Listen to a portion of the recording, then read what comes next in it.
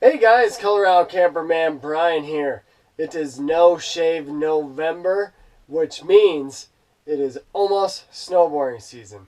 The ski resorts actually have already opened up, so I'm in my truck camper getting this baby ready to get taken out, because this is the time of year when we actually use this thing the most. If you guys have watched some of my other videos, I primarily use this section when we go skiing and snowboarding because we just camp out in the parking lot, which some of the resorts let you do. So today I'm going to be doing a review on the Camco RV vent cover. I purchased this on Amazon.com with taxes or shipping rather and everything. It was about 27 bucks. So I'm going to do a little bit of a review, actually do an unboxing, show you guys how to install it, and that will be this video.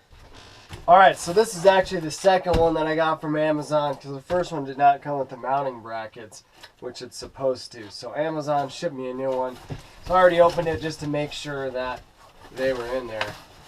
When you get it, if you do choose to go through Amazon, got some nice packing paper, little instructions, and then here is the vent cover. It's got the little logo on there, the little louvers, which do have the screens in there, and then here's all your mounting hardware. So now we're going to go on the outside and we're going to get this baby installed. So here are the materials that you'll need for this project. Obviously your instructions with a couple pencils. You're going to need your drill with a 3/16 bit, a tape measure, Phillips screwdriver. Either a crescent wrench or a 7/16 wrench would be good. And then while you're up there, it's always good to just caulk around your vent. So recommend Sherwin-Williams Suremax or some type of RV caulking, and then you're going to need a wet rag. Alright, so we're up here on the roof now, and this is actually a different day than when I showed you guys the unboxing of this. It started snowing, so I called it a quits, and this is a completely different day. But anyways, weather's great now, and we're up on the roof. I'm going to show you guys what we're doing up here. First off, when you're putting the vent on, this is a great time to inspect your caulking. I actually just re-caulked all this. No, it's not very fancy and neat at all, but nobody's ever going to see it. I really just care that it's sealed up, and you know, that's it. So anyways, so it's a good idea to do that while you're up here. I mean, you might as well, especially if you maybe had some leaks or whatnot. But so we're up here, we got a vent. We also have all of our hardware up here, so I just have it all laid out. And the first thing that you need to do, according to the instructions, is just basically hold these little brackets up and put the vent cover on, hold these up, and then go ahead and pencil in where the holes are. So we're going to go ahead and do that and then drill the holes. So the instructions say just to lay this over your old vent and then just kind of just pencil in from where these holes are and where you want to put it. But versus doing that, I'm just going to measure it out. So I measured out from hole to hole 10.5 inches. Then I'm just going to make sure that the top of this bracket is lined up with this little ridge, and then just make a mark. I'm going to do in there, and then just right over here too, where I made my other little mark. And we're just going to go ahead and drill our holes.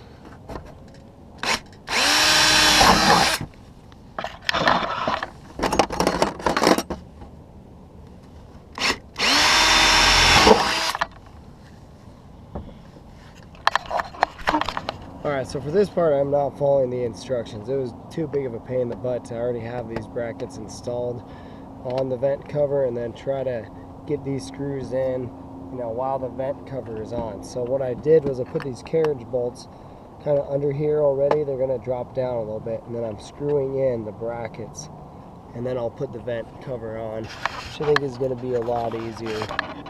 We'll see. Okay, so I got all the brackets in, screwed, tightened things down really good so they're nice and snug. This was a lot easier, and like I said, I just let these carriage bolts rest here, and then I'll go ahead and put the top on.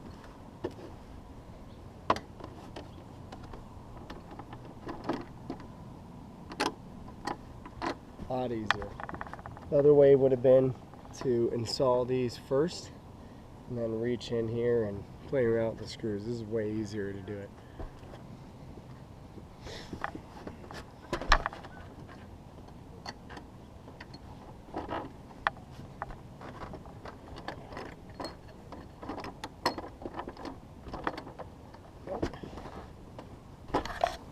So one thing to do when you're selecting which one of these little notches you're going to use is you need to go inside and open and close your vent and make sure it doesn't get stuck on this.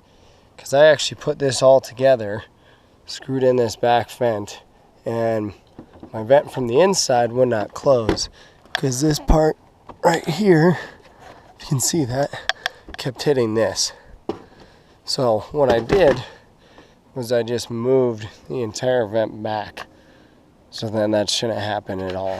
So now that we have the proper holes selected after we opened up our vent from the inside, we'll go ahead and put these carriage bolts on. And we're going to go over this corner and then the other corner on the opposite side. So we tighten these by hand as best as we could, and then we're going to take our little 7/16 wrench and then just get it all nice and tight.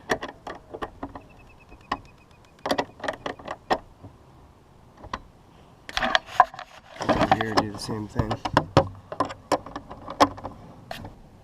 Alright, so everything's all nice and snug. This thing is not moving. It's nice and solid. So now we're just going to put this back vent on, and then we are done up here.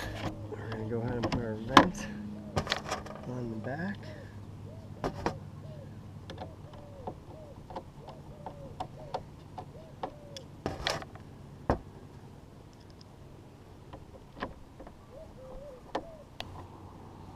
So there it is installed. Nice and snug. It's good to go.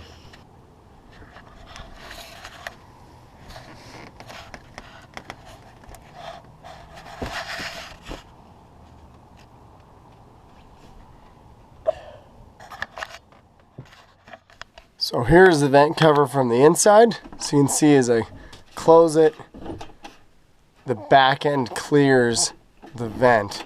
Before, when I first put it on, it was hitting it.